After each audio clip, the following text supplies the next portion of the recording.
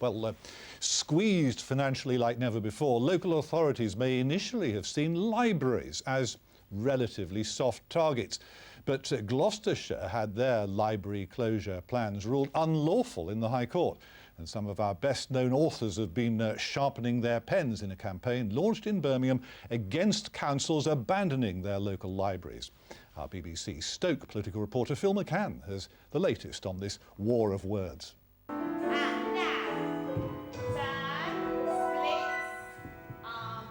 It must be the Midlands' noisiest library. Right, Emily, stretch your arms, look in the mirror. The County Council in Warwickshire pulled out of this one in Dordon and 11 others 2 years ago. Volunteers turned part of it into a dance school. It's now the model for libraries in villages and suburbs across Staffordshire, like here in Loggerheads. The County Council is pulling out of running this place and 23 other branches. It's hoping to save £1.3 million. We're doing this because we don't want libraries to close. The Cabinet are insistent that no libraries will close because of this programme. It's a 3-year programme. I'm giving myself plenty of time to work with all communities. And locals here are confident they can step in. If we had to take on the running of the library, I'm sure we would try and find volunteers that would help us to run it.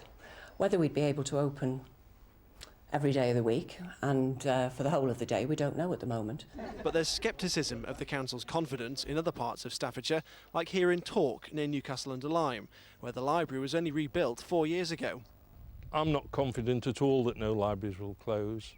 How will they achieve the running of the service if the only service they're going to run is on a voluntary basis for libraries like this one, local community libraries?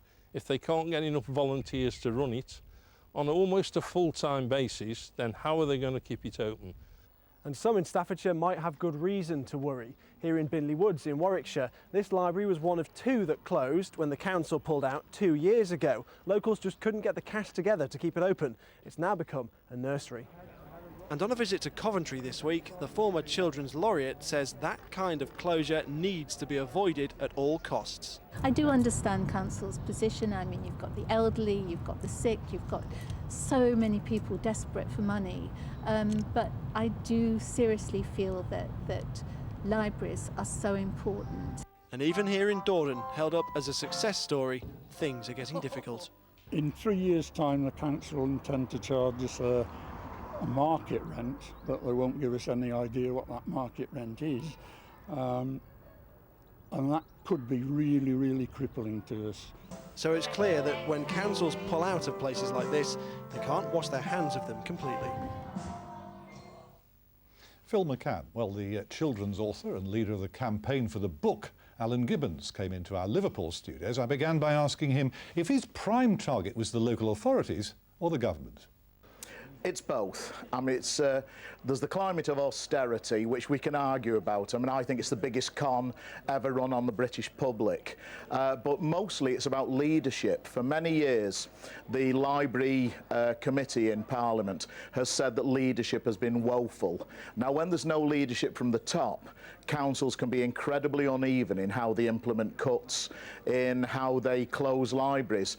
Brighton is a very good situation at the moment. They're building new libraries. Places like Staffordshire and Sheffield, Liverpool, Gloucestershire taking a very different path where we're seeing volunteer libraries or even closures. But Staffordshire say actually there is no reason why libraries in their county will close. They're very confident that volunteers will come in and take up the work. And indeed, if you look at somewhere like Warwickshire, for example, where the county authority has moved out of 12 branch libraries, 10 of them are still open with the help of volunteers. There's a number of things to say about that. Number one, you don't get the same service. We all welcome volunteers. There are many volunteers in the system, but they should be supplementing professional librarians, not replacing them.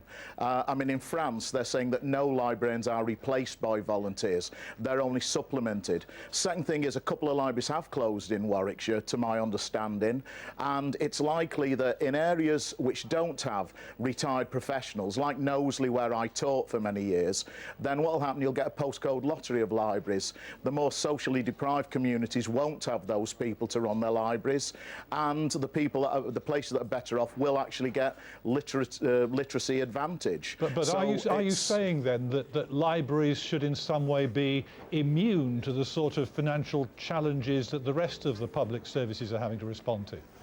Well, not at all, but I mean, I oppose the austerity agenda full stop, but many people in the library campaign point out that if we do things like share services, if we have fewer very small library authorities, which really have very few libraries indeed, we can actually make a difference. If there is a strategic plan, there is no strategic plan. In New Zealand they have one, in Ireland they have one.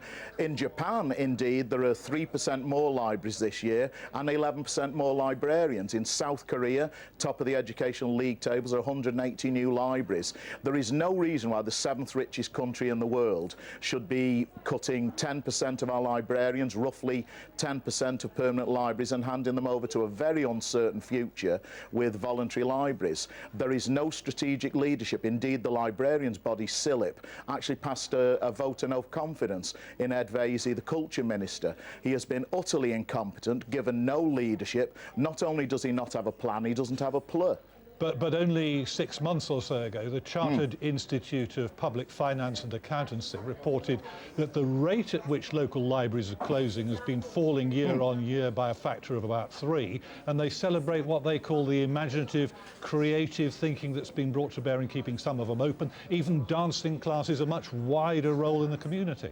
It shouldn't be left up to those good volunteers trying to put a sticking plaster on the situation. I admire them, but they should not have to do it. I went to one called Frayne Barnet, and they're fighting a fantastic battle to keep a volunteer library open. But if you ask them, they say they'd much prefer to have a council-run library. It costs less than £1 billion.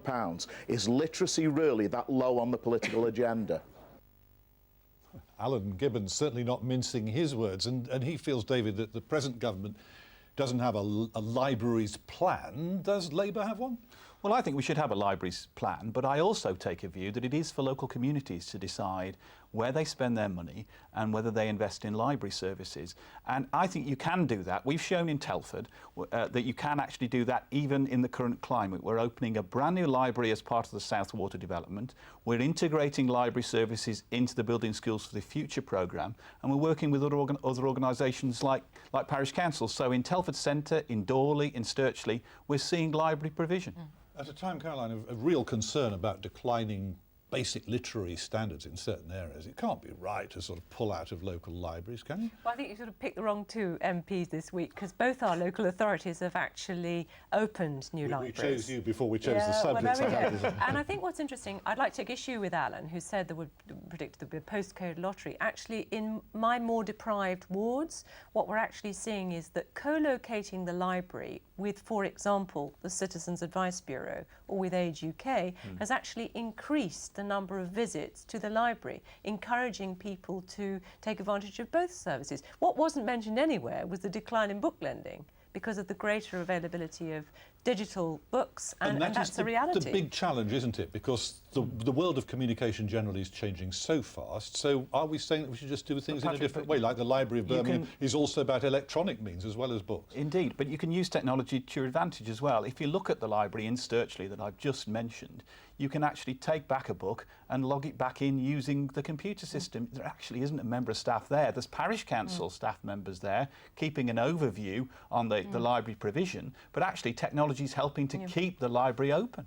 But thinking, for example, about the situation there in Warwickshire, it can't be clever politics, can it, to threaten them with market rents when volunteers are really working hard? That's a surefire way of discouraging the very volunteers who are being encouraged in these counties. Well, that's up to Warwickshire, and I don't know the circumstances, but I think what's interesting in Solihull is that this co-locating with public services actually makes the library more viable. And in places like Knoll, where volunteers have been encouraged to help the local library, they've been able to offer additional opening hours, increasing the number of visits to that library. So I think there are definitely ways to give libraries a very bright future, and we're here to prove that you don't have to close them. Alan Gibbons made a very clear point that trained librarians are one thing. These very good, very valuable volunteers are another thing altogether. You can't sort of compare the two. Are we saying that maybe the role of the specialist librarianship, that area, is about central libraries like the big one in Leamington Spa, the Library of Birmingham, and that branch libraries are maybe something different for the community? I think it's more difficult in very rural counties, isn't it, where you've got a situation where there's large distances to cover, and I think we've known that over decades that that's quite difficult in terms of providing a library service.